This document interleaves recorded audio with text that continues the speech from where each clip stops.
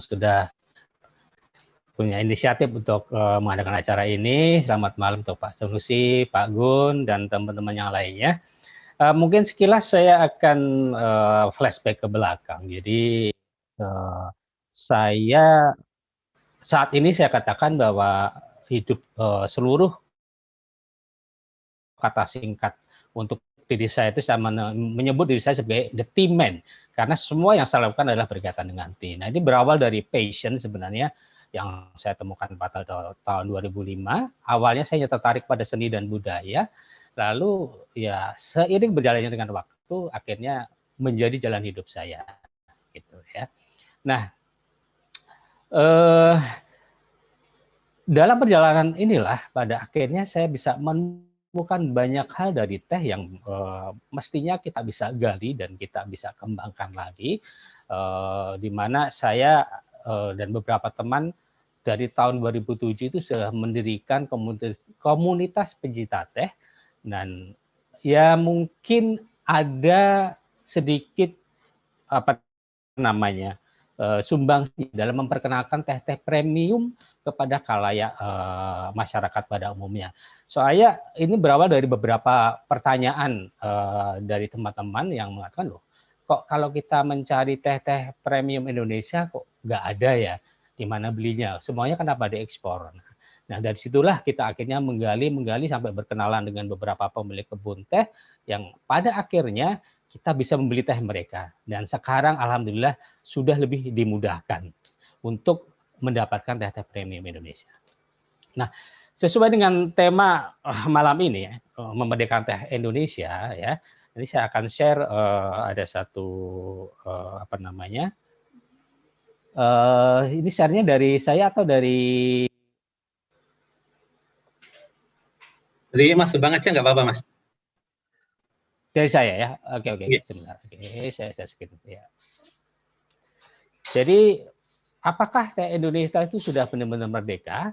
Ya. Nah, pertanyaan ini kita bisa gali dari beberapa fakta yang ada di lapangan ya. Seperti mungkin sekilas saja kita saksikan sekarang yang lagi rame ngetren itu adalah Thai tea. Ya. Di sudut-sudut hampir di sudut-sudut jalan itu banyak orang berjualan Thai tea, dan tehnya dari mana? Dari Thailand ya. Nah, dari situlah kita bisa mengatakan bahwa sebenarnya teh Indonesia itu belum benar-benar merdeka. Kenapa? Ya kita masih banyak dijajah oleh teh-teh, even untuk teh-teh yang bukan kualitas yang bagus ya. Thai tea itu kalau kita bicara untuk kualitas tehnya adalah kualitas teh yang mungkin kalau di dalam ilmu giling teh namanya broken mix, jadi itu banyak bubuk, terus apa namanya batang-batang ya kan, daun-daun tua ya.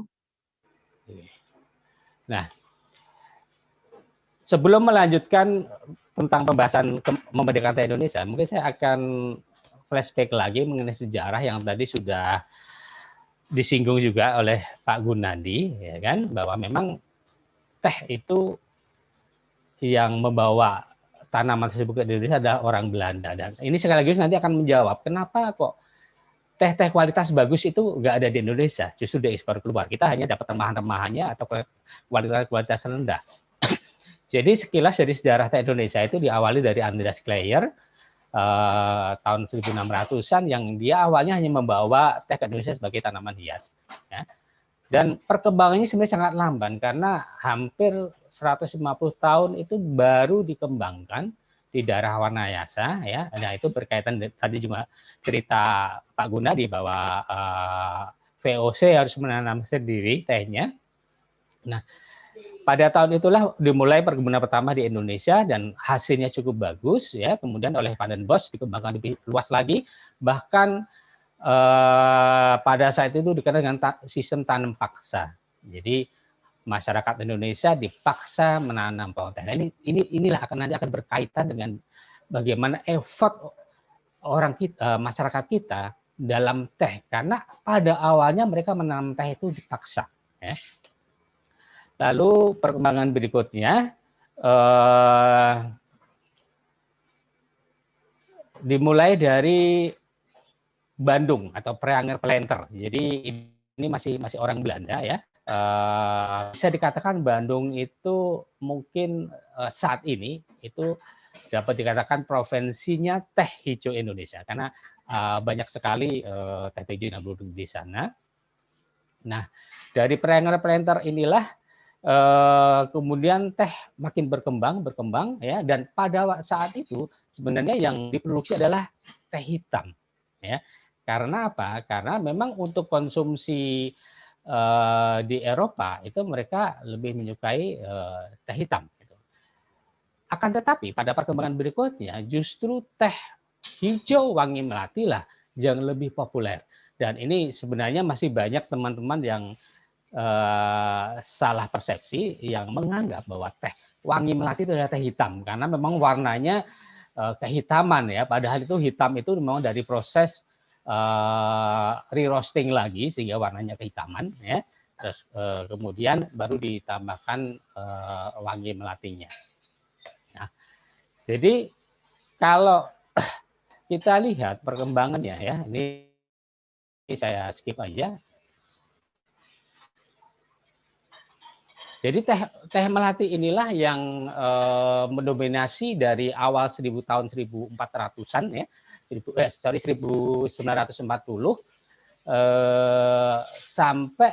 sampai saat ini masih tetap mindset orang Indonesia adalah teh yang dimana adalah teh melati. Walaupun sekarang sudah variasinya jauh lebih banyak lagi. Bahkan beberapa produsen teh itu menganggap selera orang Indonesia dan melati karena semua produk teh semuanya diberikan aroma dan rasa melati. Contohnya misalnya ada minuman RTD yang judulnya adalah ulung atau teh Jepang, tapi tetap ada unsur wangi melatinya. Atau ada teh bubuk seperti matcha di Jepang yang dipasarkan di Indonesia, itu pun juga aromanya aroma melati, gitu kan. Nah, sebelum bicara lebih jauh untuk mengenai kepentingan teh Indonesia, saya mungkin akan sedikit membahas mengenai sebenarnya pasar teh di Indonesia itu seperti apa, ya kan? Nah, dalam pengamatan saya itu saya bagi menjadi 3, yaitu pertama adalah saya sebut sebagai urban pop, lalu lifestyle, kemudian tea. Urban pop ini adalah pasar untuk teh-teh kelas bawah ya. Di situ mereka adalah peminum teh yang maunya praktis, di mana aja mereka pengen minum teh tersedia bisa dibeli, atau di rumah menyuruh teh dilakukan dengan mudah. Nah, ini adalah pasarnya teh celup sama RTD. Ya. Nah, ini juga pasar orang-orang kaum komuter ya, yang mereka bekerja jarak jauh, haus di tengah jalan, mereka beli di mana aja minuman RTD ini ada. Kemudian pasar kedua ini adalah lifestyle, gaya hidup. Untuk lifestyle ini pasarnya adalah di kalangan kelas menengah ke atas, ya. Untuk jenis-jenis tehnya saat ini masih didominasi oleh teh import, ya. Jadi banyak untuk lifestyle banyak kan dilakukan di kafe-kafe. Mereka masih menggunakan teh celup dari Dilmah. Kalau di hotel-hotel itu masih menggunakan teh celup dari Twining. Bahkan ada satu ada satu kenyataan yang menyedihkan. Jadi untuk kaum kelas menengah ini, untuk teh mereka masih menggunakan teh-teh import yang bermerek seperti Dilmah dan Twining. Tetapi kalau untuk pembantunya, mereka cukup dengan teh-teh yang celup murah, Sariwangi dan teman-temannya. Ya. Kenapa? Ini sebenarnya memang salah dari produsen teh kita. Kita tidak menggarap pasar lifestyle ini. Ya. Kita tahunya hanya memproduksi banyak, ya kan? Harga murah. Terus kemudian bisa menjangkau pasar yang lebih luas, tetapi profit marginnya kan kecil karena harganya murah. Saya pernah ketemu seorang tea trader sekitar 10 tahun yang lalu ya, ngobrol-ngobrol tentang selera orang Indonesia gitu ya. Dia bilang, orang Indonesia itu nggak usah dikasih yang bagus-bagus, mereka nggak tahu gitu. Aja teh apa aja, teh-teh yang murah mereka sudah senang gitu. Nah, mindset tea trader ya dari awal adalah seperti itu. Mereka tahunya hanya bagaimana menjual teh volume banyak. Ya. Tidak ada effort bagaimana menambahkan value ke dalam teh tersebut. Nah, ini yang tidak kita lakukan. Ya. Terus kemudian yang pasar ketiga ini adalah tea connoisseur. Tea connoisseur ini pasarnya cuma sedikit, ya, kecil, tetapi profit marginnya besar karena teh-tehnya sangat mahal. Sebagai contohnya misalnya ya, awal-awalnya memang untuk kaum tea connoisseur ini masih minum teh impor karena apa?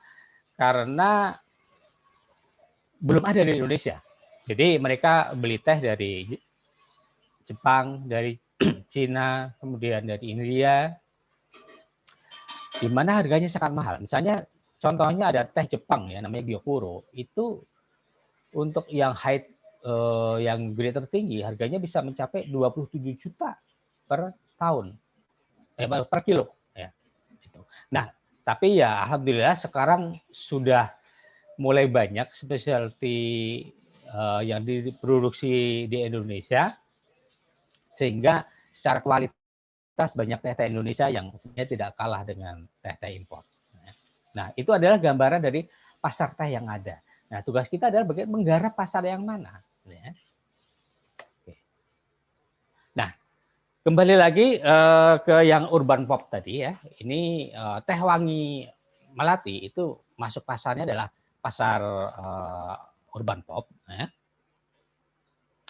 Yang pada tahun 1940-an ini diawali dari ada di situ ada Sosro, kemudian ada Tongci, ya kan? Mereka lah yang mengawali teh-teh Melati, Pak. Nah, terus kemudian mereka mengembangkan lagi untuk menjadi minuman RTD, ya kan? Dimana kalau kita lihat dari gambar yang ada ya, perkembangannya dari ya sederhana makin menjadi modern, ya kan? Nah, dan kalau kita lihat saat sekarang juga teh wangi ini juga sudah mulai dikembangkan lagi lebih modern lagi. Kita lihat kayak Tongci sudah membuat tea house, ya kan? Di mana tetap tehnya adalah teh-teh wangi Melati yang mereka jual. Nah, tapi di sisi lain, ya kan, juga saat ini teh untuk perkembangan teh-teh yang siap minum atau RTD, ya kan, itu juga berkembang juga teh-teh impor modern, ya. Mungkin Anda bisa lihat ada seperti bubble tea, ya, kemudian terus ada Thai tea yang tadi saya bicarakan, kemudian matcha, ini semuanya masih teh impor. Nah, terus yang ketiga, yang lifestyle, ya. Lifestyle tadi saya ceritakan bahwa apa namanya, masih didominasi oleh teh-teh import, ya kan?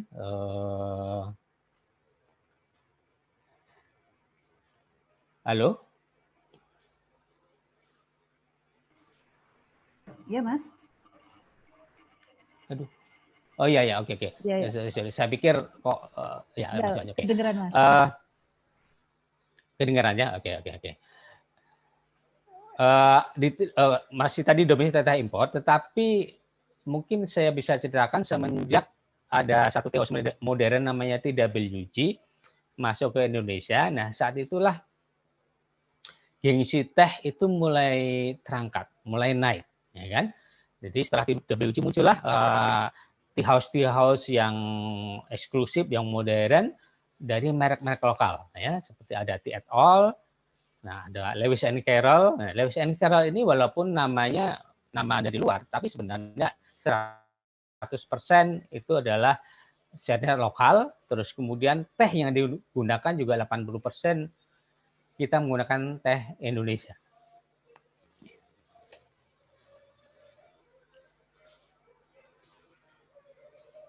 Oke. Nah, tetapi memang kalau kita lihat, saya kembali lagi ke cerita yang awal saya tadi, untuk kafe-kafe kelas menengah, ya, itu masih saat ini kalau kita lihat dari sisi apa namanya jumlah teh yang digunakan masih didominasi oleh Dilmah sama Twining, ya. Tetapi memang ya, hal yang membedakan adalah sudah mulai bermunculan teh-teh lokal, ya kan, yang dikembangkan untuk kafe-kafe kelas menengah, ya. Kalau kita lihat seperti yang saya juga lakukan dari tahun 2010 dengan merek Lare Solo, terus kemudian ada Havel Teh, ada Havila, Singabera, ada Tema. Ini semuanya adalah teh-teh yang pasarnya adalah kelas menengah untuk lifestyle. Dan disinilah makin berkembang juga namanya tea blend, karena memang kalau untuk gaya hidup itu lebih teh yang lebih digemari adalah tea blend. Karena tea blend ini bisa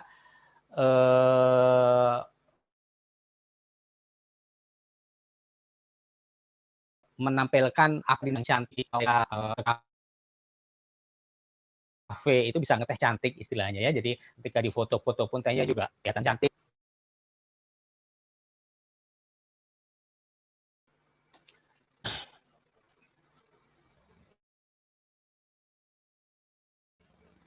Ada macet.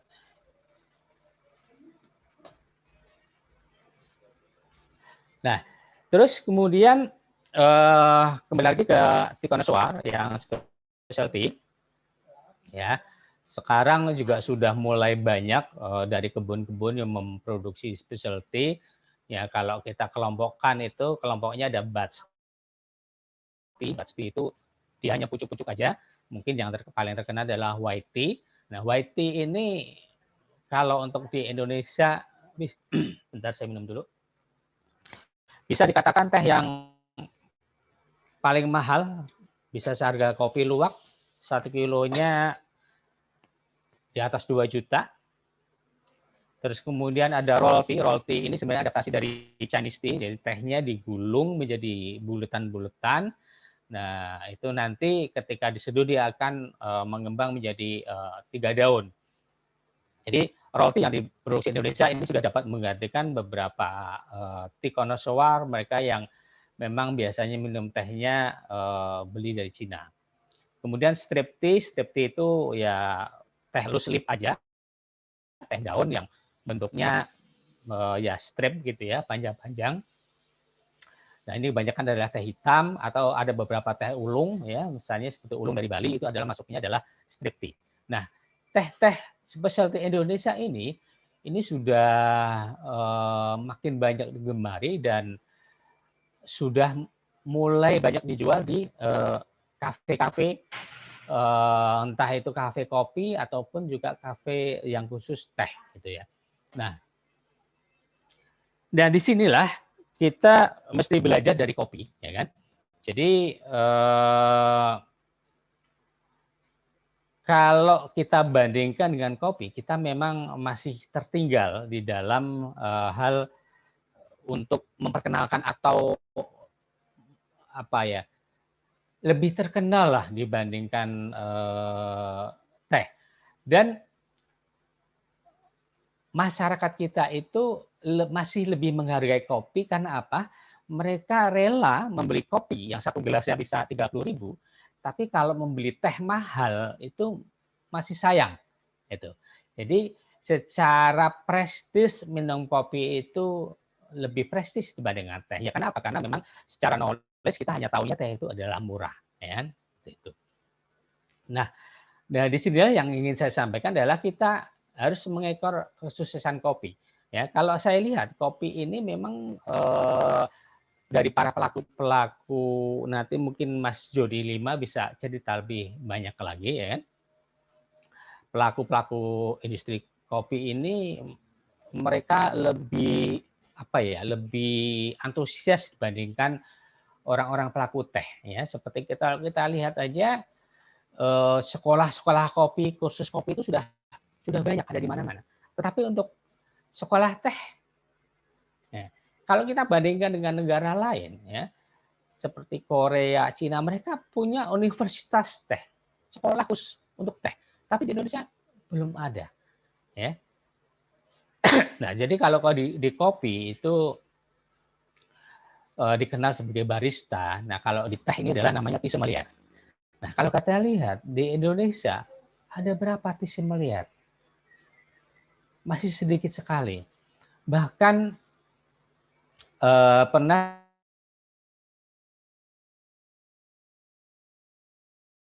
seorang teman cerita ketika mereka coba supply ke hotel, tanya, ada nggak tea sommelier di Indonesia? Dia nggak bisa jawab. Dan kita bisa lihat juga bagaimana edukasi teh itu untuk perhotelan itu juga masih belum dilakukan. Di hotel itu mereka menjual teh masih asal, airnya asal, secara takaran juga mungkin juga asal ya. Karena apa? Karena kita tidak pernah mengedukasi mereka. Nah,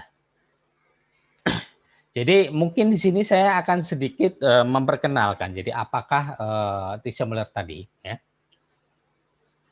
Barangkali nanti dari teman-teman bisa mendapatkan inspirasi bagaimana mengembangkan secara edukasi untuk teh ini, bagaimana bisa mengembangkan pengetahuan tea sommelier ini untuk yang lebih luas lagi. Ya. Jadi kalau secara definisi tea sommelier itu adalah seseorang yang sudah sangat terlatih secara profesional untuk mengerti semua hal tentang teh, semua hal tentang teh. Ya, baik itu dari sejarah, tradisi budaya, region tehnya, variasinya, pengetahuan produksinya, cara penyajiannya, ya kan, sampai kepada manfaat dan efek negatif teh. Ya.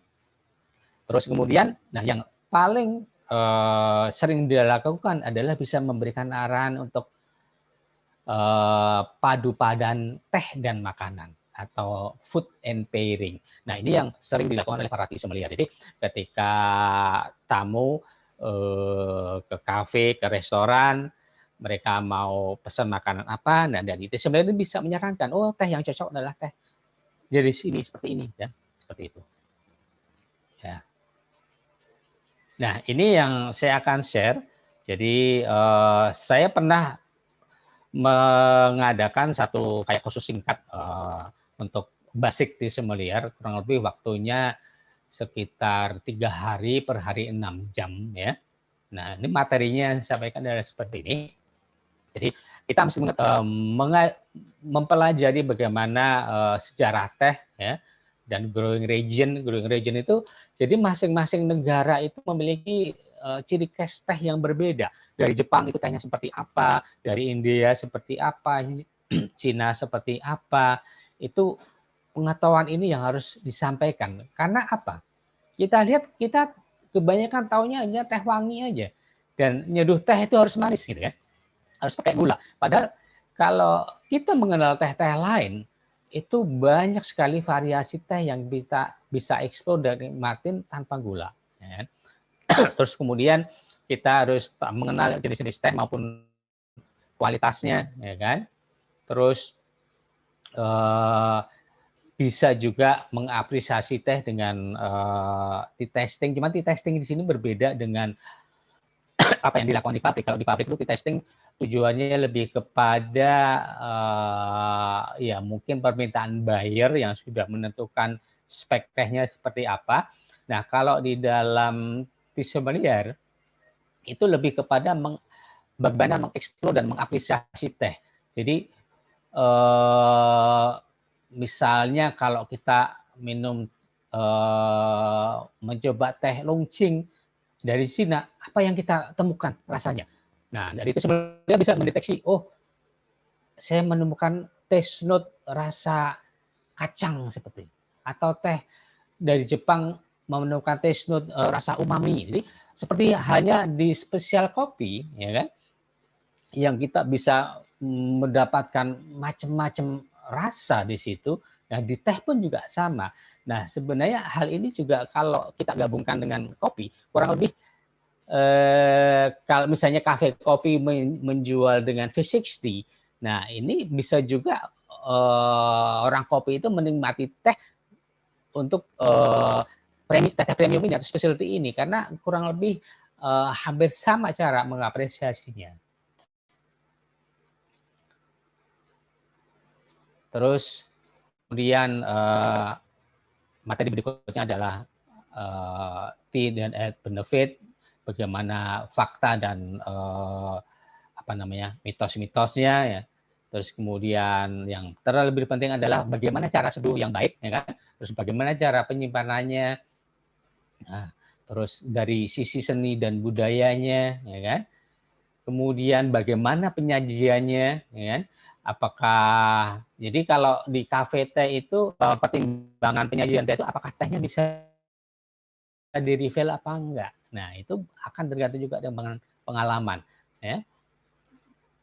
Terus kemudian kita bisa juga menjadikan secara modern. Nah, di sini memang jujur saya katakan bahwa masih banyak yang kita lakukan adalah inspirasinya dari kopi. Misalnya seperti cold brew, ya. Jadi kita lakukan juga di teh, ya. Awalnya kopi yang mengadakan cold brew. Jadi cold brew itu teh diseduh dengan air dingin, kita masukkan di kulkas selama 5 sampai 24 jam. Terus ada juga cold drip brew. Jadi cold drip brew itu teh kita tetesin dengan jadi ada es batu di atas, lalu airnya menetes ke teh, lalu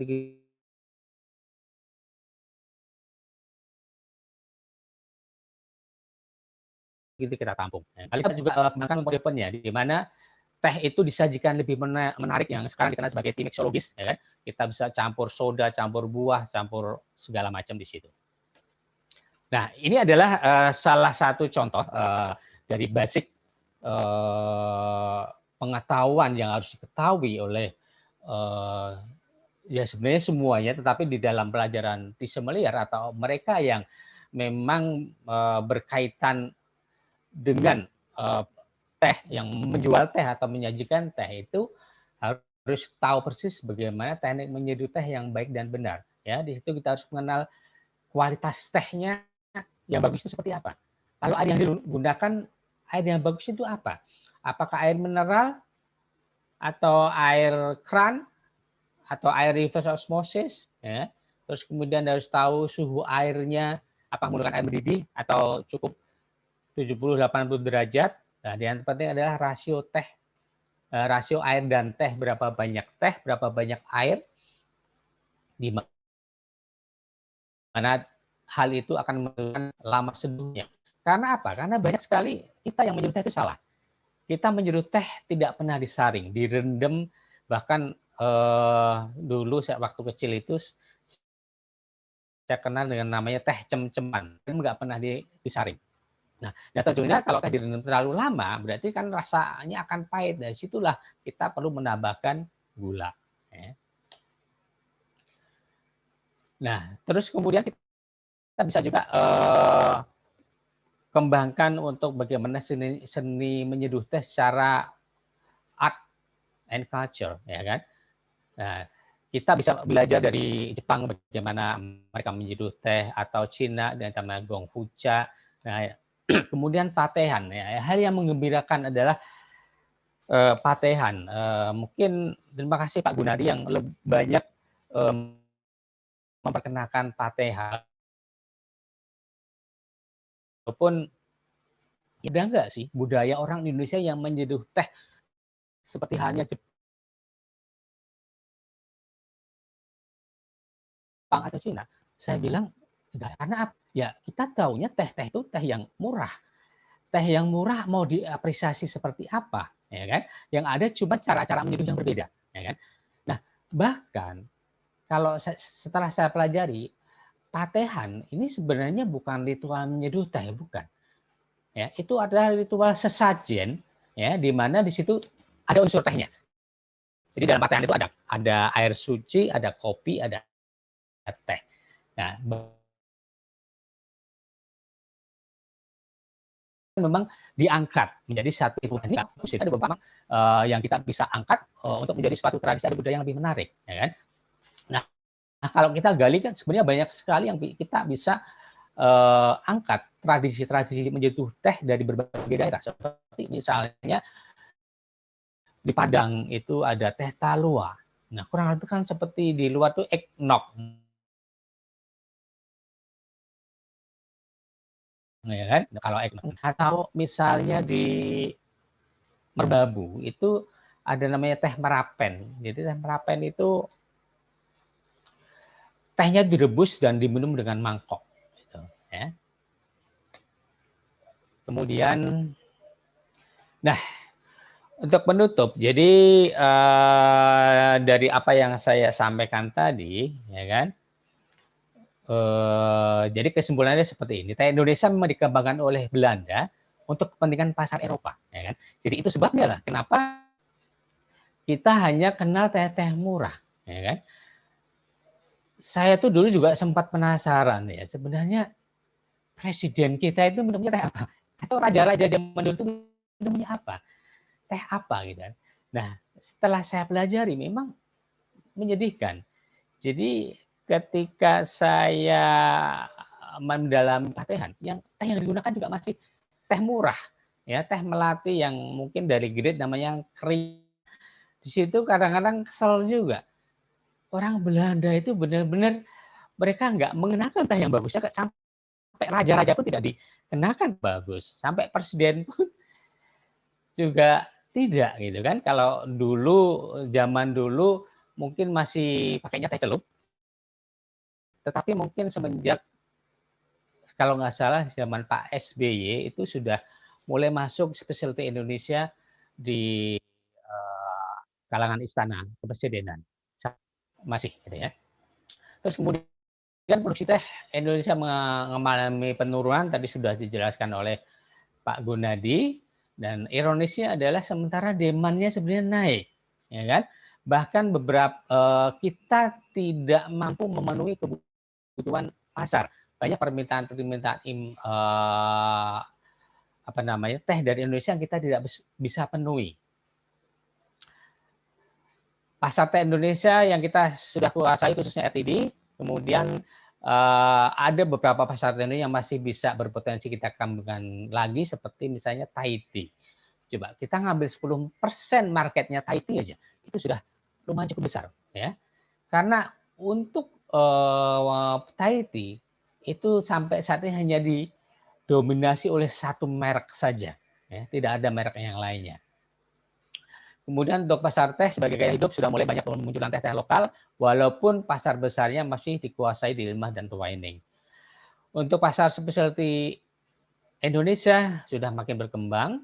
Nah, kita harus meniru cara marketing kopi sehingga pasar teh makin digemari secara lebih luas. Jadi beberapa waktu yang lalu saya pernah bertemu dengan mungkin guru-guru sekolah anak-anak gitu kan. Saya kenalkan teh ke mereka, lalu mereka cerita, oh iya ya, kayak di kopi ya, diminum tanpa gula enak. Artinya apa?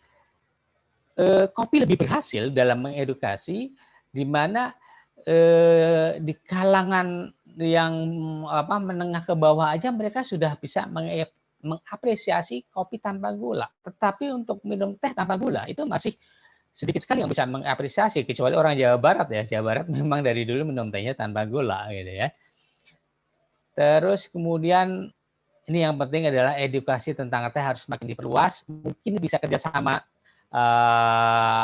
dengan kopi dalam pembuatan kurikulum pendidikan kopi dan teh. Jadi di dalam sekolah-sekolah barista mungkin bisa di situ dijadikan satu juga ada sekolah atau kelas teh atau kursus teh atau seperti tadi kelas teh sommelier ya. Mungkin di Pak Gunadi di Ati ya, Ati kalau nggak salah tiap tahun itu ada pendidikan kelas tea testing, tapi tidak pernah ada namanya kelas tea yang lebih ke industri hospitality atau khususnya kelas tea sommelier. Saya rasa itu penting bisa memasukkan kelas tea sommelier di dalam kurikulum IATI juga. Ya. Kemudian hal yang terpenting adalah teh itu merupakan minuman alternatif pendamping kopi. Ya. Kalau dulu mungkin orang masih merasa sebagai kompetitor, sebenarnya sih enggak. Karena kalau kita lihat sekarang makin hampir semua kafe kopi itu juga menjual teh. Ya. Nah, salah satu kelebihan teh dibanding kopi adalah teh itu bisa diminum lebih banyak dibanding kopi. Coba kalau orang ke kafe kopi, mereka pesen kopi maksimal berapa? Espresso double shot, ya. Paling nambah sekali lagi cappuccino. Terus mereka masih mau nongkrong lebih lama lagi, pesan minuman lagi, ya, yang minumnya adalah teh. Ya. Karena teh itu bisa diminum lebih banyak. Nah, kalau dulu mungkin masih orang pesannya soft drink, nah sekarang alternatifnya ada teh dengan berbagai macam variasi. Ya. Orang bisa memesan teh sebagai variasi daripada tadi minum kopi. Ya. Nah, saya rasa itu yang bisa saya sharing. Mungkin dari Mas Tomo bisa di-share sedikit tentang video itu tentang stimpang. Jadi stimpang ini alat di kopi ya yang diadaptasi oleh teh dengan mengganti beberapa komponen. Nah, ini bisa menunjukkan atau mengangkat prestis teh itu lebih tinggi karena teh disajikan lebih modern seperti itu. Ya.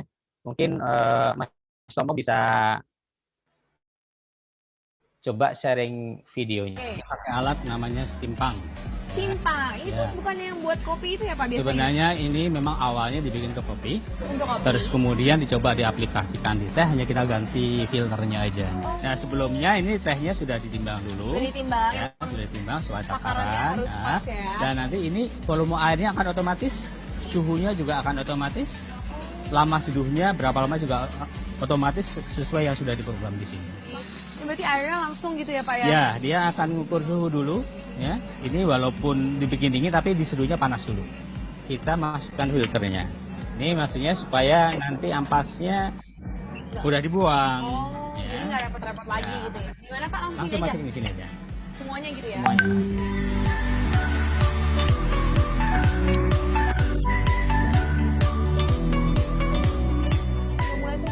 Ini yang dingin kita masukkan di sini.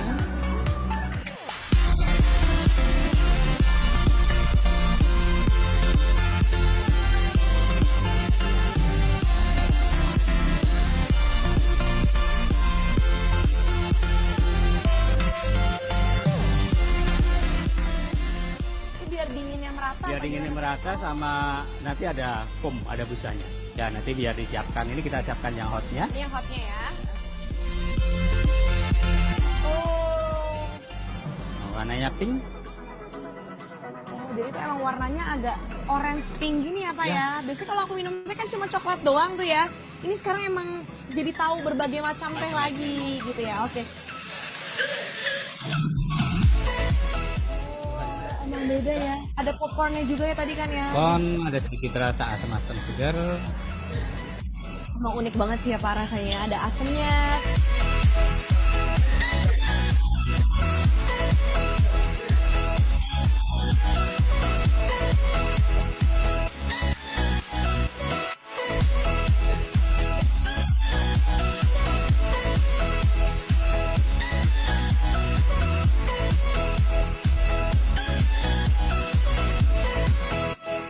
Oh, makasih banyak ya Pak ya. Udah ajak Sania lihat cara pembuatan teh. Nanti kapan-kapan aku kesini lagi ya. Oke deh, buat lovers kira-kira di kitchen lagi masak apa ya? Yuk kita langsung back to kitchen aja.